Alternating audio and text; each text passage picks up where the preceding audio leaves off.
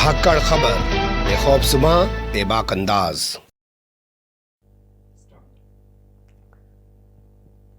धाकड़ खबर के news room से मैं आपके साथ हूं अकरम रईस खान। अगर आप मुसलमान हैं और उत्तर प्रदेश में रहते हैं तो थोड़ा होशियार हो जाइए। जी हां, ध्यान से सुनिए, थोड़ा गौर से सुनिए। अगर आप मुसलमान हैं और उत्तर प्रदेश में रहते हैं तो थोड़ा होशियार हो जाइए, क्योंकि अगर आपके घर का कोई बच्चा, बेटा या भाई मोटरसाइकिल लेकर सड़क पर निकला तो बाबा की पुलिस उसको उठा लेगी। पहले मौके पर ही बेरहमी से मारे पीटेगी, फिर जंगल में ले जाकर कनपट्टी पर पिस्टल सटाकर उसका एनकाउंटर करने की कोशिश करेगी, और अगर एनकाउंटर नहीं कर पाएगी तो चौकी और थाने में ले जाकर उस पर 3rd डिग्री इस्तेमाल करेगी, यानी कि शारीरिक तौर पर, मानसिक तौर पर उसको पूरी तरह खत्म करने का प्रयास करेगी या खत्म कर डालेगी। वो एक जिंदा लाश बनकर रह जाएगा।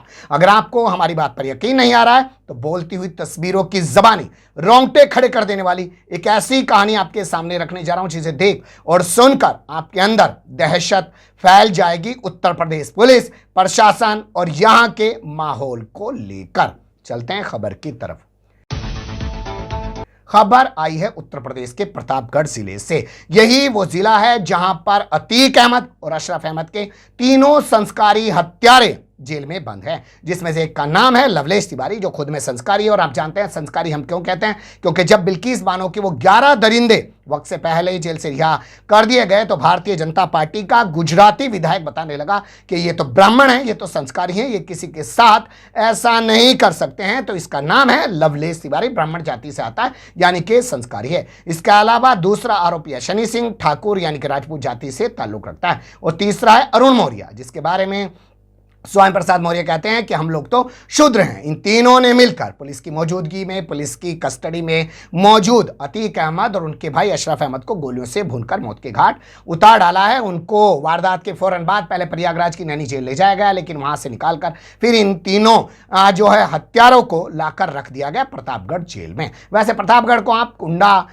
गुंडा के तौर पर भी जान सकते हैं, राजा भैया के तौर पर भी जान सकते हैं। वो भी एक माफिया है, वो भी एक बाहुबली है, उनके ऊपर भी बहुत सारे मुकदमे हैं, लेकिन क्योंकि वो ठाकुर राजपूत हैं, उनके खिलाफ कोई कार्रवाई नहीं होगी। उनका नाम अतीक अहमद, अशरफ अहमद नहीं है। तो यहां प्रतापगढ़ का एक थाना पड़ता है देहलूपुर थाने का एक इलाका पड़ता है बरसंडा पुल। वहां पर क्रांतिकारी उत्तर प्रदेश के पुलिस वाले चेकिंग कर रहे हैं वाहनों की। उसी दौरान बाइक सवार एक लड़का जिसका नाम मोहम्मद दानिश है, वो बाजार से आ रहा है। पुलिस वाले उसको रोक लेते हैं, उससे कागज मांगते हैं। यहां छपी खबरों में बताया गया है कि वो लड़का तमाम कागजात दिखा देता है, लेकिन उसके पास ड्राइविंग लाइसेंस नहीं होता है। वो बताता भी है कि उसके पिता सीआरपीएफ में है। जी हाँ, मोहम्मद दानिश के पिता सीआरपीएफ के जवान हैं, देश की रक्षा में लगे हुए हैं। लेकिन इन पुलिस वालों को तो जब ये पता चला कि मुस्लिम है, बड़े इसका बाप सीआरपीएफ में जवान है, और जरा सी होटो क्या हुई, जो ड्राइविंग लाइसेंस ना होने की वजह से पुलिस वालों ने इसको वहीं पर मारना शुरू कर दिया। उसके बाद बताया जा रहा है कि पुलिस वाले घसीट के इसको पुल के नीचे ले गए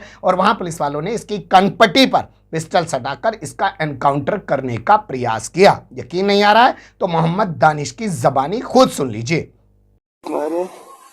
उसके बाद वो अलग गाड़ी से गया, हमको लगा कि पाएगा चौकी, वहाँ चौकी से जैसे खंभा था उसमें से पाएगा करंट हुआ।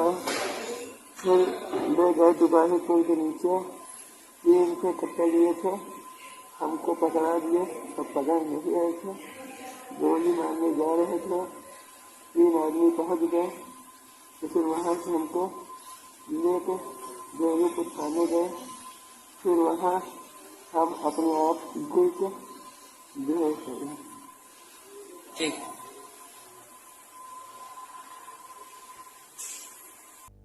सुन लिया आपने। अस्पताल में प्रयागराज के, जिसका नाम पहले इलाहाबाद हुआ करता था, वहां के एक निजी हॉस्पिटल में ये जिंदगी और मौत के बीच जूझ रहा है। पूरे मामले का वीडियो वायरल हुआ। वीडियो वायरल होने के बाद एक हंगामा बर्पा हो गया और उसके बाद यहाँ जो रानीगंज इलाका पड़ता है, वहां का जो सर्किल ऑफिसर है, उसका नाम अरविंद कुमार है, उसको यहाँ के एसपी ने, जिनका नाम है सतपाल अंतिल, उन्होंने जांच की जिम्मेदारी दी। उसने जांच की। जांच करने के बाद एसपी को बताया कि हाँ, पूरी वारदात सही है। जिसके बाद अब मोहसिन की तहरीर पर, जी हां, मोहसिन यानी कि मोहम्मद दानिश का भाई, उसकी तहरीर पर इन पुलिस वालों के खिलाफ, जिसमें से एक दरोगा है रामानुज यादव, उसका नाम बताया जा रहा है, उसके खिलाफ मुकदमा दर्ज किया गया है। ये दरोगा यहाँ पर चितपालगढ़ एक पुलिस चौकी पड़ती है उस पर तैनात है और उसी के तहत आता है बरसंडा पुल, जहां पर खड़े होकर वाहनों की चेकिंग कर रहा था। लेकिन इसका इतना खून खोल पड़ा कि इस बच्चे पर उसने 3rd डिग्री इस्तेमाल कर दी। अब बताते हैं आपको कि क्या क्या हुआ है इस दानिश के साथ। इसका प्रोफाइल अभी थोड़ा और बाकी है, लेकिन उससे पहले उसके भाई मोहसिन को सुन लीजिए। आपके भाई को पहले तो अंदर नहीं जाए, मैं बताया कि मैं एडवोकेट हूँ हाई कोर्ट का, तो वो कहते हैं आपके भाई को मिर्गी का दौरा आ रहा है और क्या कहते हैं फिर बाहर लेके आए और कह रहे हैं कि मोबाइल आप वीडियो ना बनाइए, ऐसा कुछ ना करिए, आपके भाई को नहीं मारा। उसके बाद कह रहे हैं गलती से थोड़ा एक कांस्टेबल कहता है उन्हीं का कि नहीं मारे बहुत ज्यादा है, और एक दरोगा जी कहते हैं कि नहीं यार वो गाली दिया था तो 2-4 थप्पड़ मार दिए। ये बताइए 2-4 थप्पड़ की चोटें हैं? आप बताइए ये 2-4 थप्पड़ की चोटें मारा कौन नाम पता है क्या? एक हर्षवर्धन नाम, उसने जो एक बार बोला तो हर्षवर्धन नाम बताया, और वहाँ एक दरोगा जी थे और एक हेड कांस्टेबल थे हवलदार और 2-3 कांस्टेबल थे जिनको हम पहचानते हैं, और सब तो मान लीजिए बाद में आए हैं जिनको उंगली इशारा करके दिखा रहे थे। मैं खुद गया तो लॉकअप में मार रहे थे। लड़का कौन है आपका? ये मेरा छोटा भाई है। घर कहाँ है आपका? मेरा घर है पुरेला। नाम बताइए, आप क्या नाम है? मोहम्मद मोहसिन नाम है। सुना आपने मोहसिन को किस तरीके से पुलिस वाले कह रहे हैं कि 2-4 थप्पड़ मार दिए, इसको तो मिर्गी का दौरा पड़ गया है, इसको ज़्यादा नहीं मारा है, ये थोड़ा जो बोल रहा था वैसे ही 2-4 चीज़ें इसके साथ कर दी हैं। लेकिन असल में इस पर 3rd डिग्री इस्तेमाल की गई। पहले इसको मौके पर मारा गया, फिर पुल के नीचे ले जाकर काउंटर करने की कोशिश की गई, फिर चौकी में मारा गया, फिर थाने ले जाकर इस पर 3rd डिग्री इस्तेमाल की गई। हालत बिगड़ने पर इसको मऊ आईमा एक इलाका पड़ता है प्रतापगढ़ का, वहाँ के एक निजी अस्पताल में ले जाकर डाल दिया गया। जानकारी के बाद परिजन पहुंचे, वो इसको लेकर प्रयागराज पहुंचे। अब इसके प्रोफाइल को लेकर बात कर लेते हैं। ये लड़का हाफिज़े कुरान है। जी हाँ, ये लड़का हाफिज़े कुरान है और हाल फिलहाल में इसने 12वीं का एग्जाम दिए हैं। उत्तर प्रदेश से जो इन्हें 12वीं की परीक्षा पास की है वो बहुत अच्छे नंबर से पास की, और इन दिनों ये बनारस, काशी यानी वाराणसी स्थित पॉलिटेक्निक इंस्टीट्यूट में एडमिशन के लिए अपनी तैयारी कर रहा है। और वारदात के बाद बाइक पर आ रहा था, लेकिन पुलिस वालों को जैसे ही पता चला कि इसका नाम मोहम्मद दानिश है तो पुलिस वालों का खून खोल उठा। उन्हें इस बात का भी लिहाज नहीं रहा कि इसके पिता सीआरपीएफ के जवान हैं और देश की सुरक्षा में लगे हुए हैं। तो होशियार